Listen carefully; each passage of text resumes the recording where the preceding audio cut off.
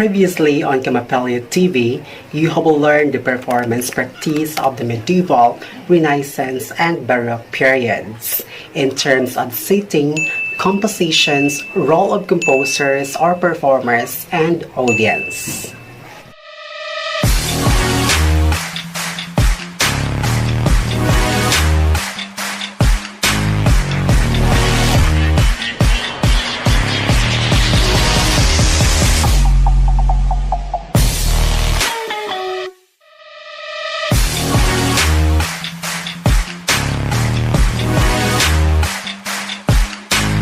Welcome back to my channel, Eugene What I Know.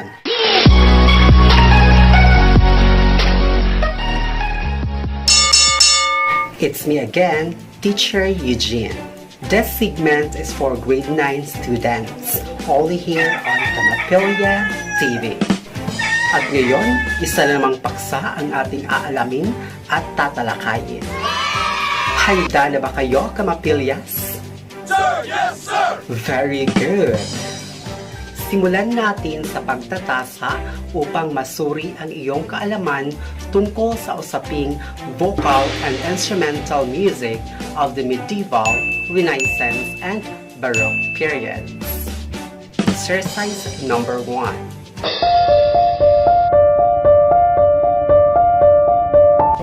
Sabihin kung alin sa mga salita na nasa loob ng kahon ang tinutukoy ng bawat pahayag. Choose the words inside the box that describes the following statements. The following words are madrigal, mass, oratorio, Gregorian chants, troubadour music, and concerto grosso. Let's start. Number 1. A large musical composition for orchestra and voices that incorporates narratives on religious themes.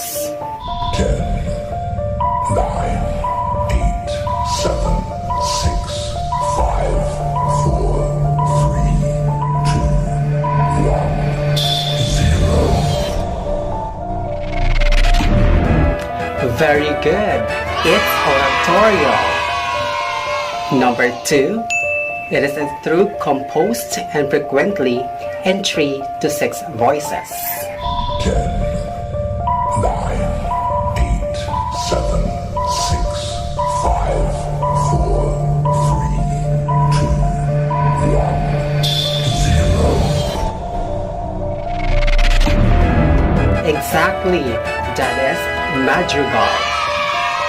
Number 3. Concertino and Tati. 10, 9, 8, 7, 6, 5, 4, 3, 2, 1, 0. You are correct. That is concerto grosso.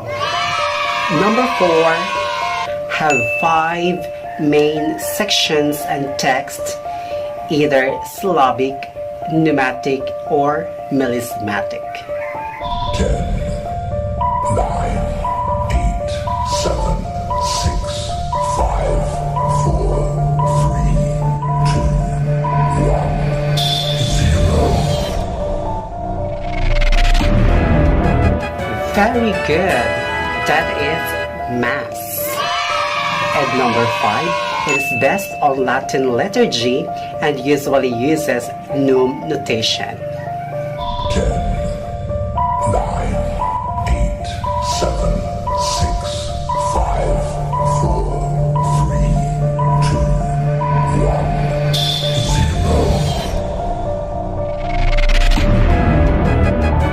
Tama. Gregorian chants.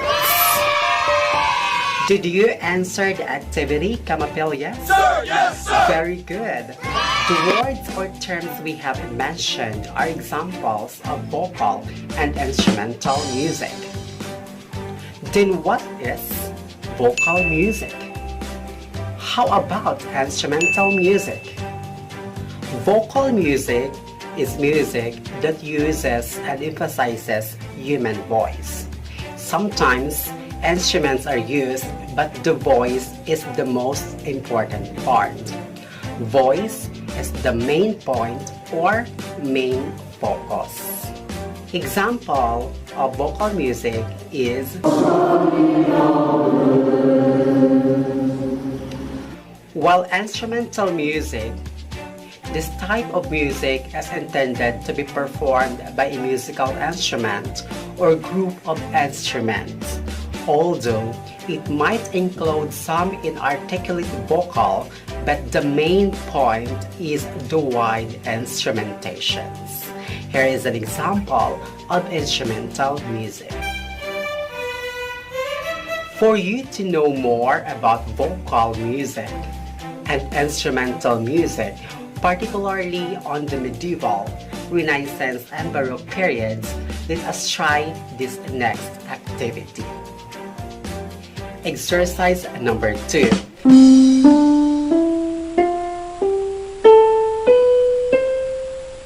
Dito, ang gagawin nyo lang, pakinggan ang iba't ibang halimbawa at tukoyin kung ito ay vocal music or instrumental music.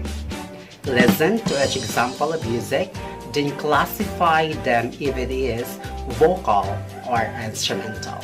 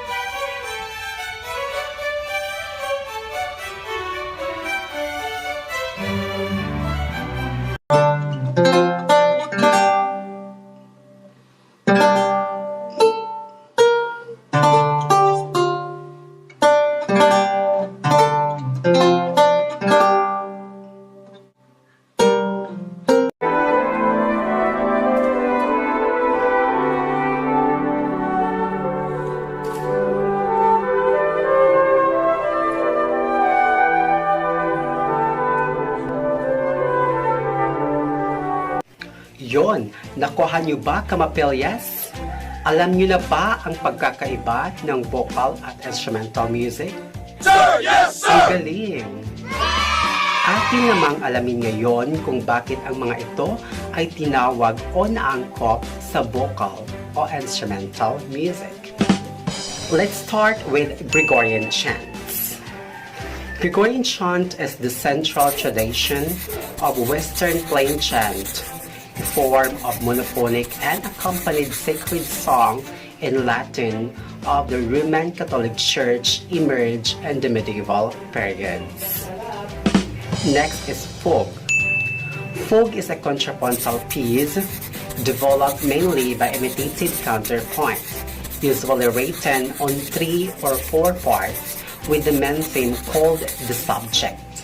The entire piece grows mainly from a single tune of a strong musical character. Next is troubadour music. Troubadour music is a court music, usually monophonic but sometimes with improvised accompaniment. This is also emerged during the medieval period. Another is madrigal. Madrigal is a secular vocal polyphonic music composition which originated from Italy. It was written and expressed in a poetic text and sung during courtly social gatherings. And madrigal is considered as the most important secular form of music sung during the Renaissance period. Another is Mass. Mass is a form of sacred musical compositions that set text of the Eucharistic liturgy into music. Mass consists of 5 main sections, namely Kyrie, Gloria, Credo, Sanctus Benedictus, and Agnus Dei. Next is Concerto Grosso. It is a form of orchestral music during the Baroque period, wherein the music is between a small group of solo instruments called concertino and the whole orchestra called the tatti. Then we have the oratorio. Oratorio is a large-scale musical compositions for orchestra and voices that incorporates narratives on religious themes. Unlike usual theatrical works, this is usually performed without the use of costumes, scenery, or actions. And the last one is chorale. Chorale is a musical compositions that resemble a harmonized version of hymnal tunes of the Protestant Church during the Baroque era. So that's it, Kamapelias. Is everything clear to you? Sir, yes, sir! Very good. What are again the examples of vocal music? What about instrumental music? Magaling! Ayon, Kamapelyas, nakuha nyo ang ating aralin ngayon.